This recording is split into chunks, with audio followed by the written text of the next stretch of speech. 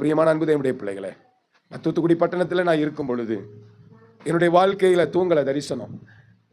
அப்போ தூத்துக்குடி பட்டணத்தில் நான் இருக்கும் பொழுது சொல்ல முடியாத ஒரு துக்கம், செய்யாத ஒரு குற்றச்சாட்டு.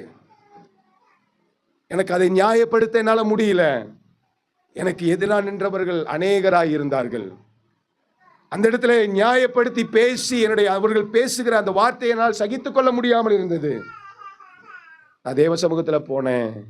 ஆண்டவரே, ஏன் ஆண்டவரே என் வாழ்க்கையில இப்படி நடக்குது அப்படின்னு என் வாயெல்லாம் சொல்லல. என்னுடைய இருதயம் அவருடைய சமூகத்துல நான் போய் முட்டி கூட போடல. ரூம்ல போய் என் நாட்டில் நான் எப்பவும் ஜெபிக்கிற இடத்துல மண்டி போட்டு உட்கார்ந்து ஆண்டவர் சமூகத்துல கண்ணை மூடி என் இருதயம் நினைக்குது, ஏன் ஆண்டவரே இப்படி எல்லாம் நடக்குது அப்படி நினைக்கவும் என் கண்கள்ல என்ன வந்துச்சு? கண்ணீர் வந்தது. 1 வருடம் ஆகல, அந்த காரியத்திற்கு ஆண்டவர் பதில் செய்தது பயங்கரமாயிருந்தது. அந்த காரியத்திற்கு பதில் செய்தது பயங்கரமாயிருந்தது.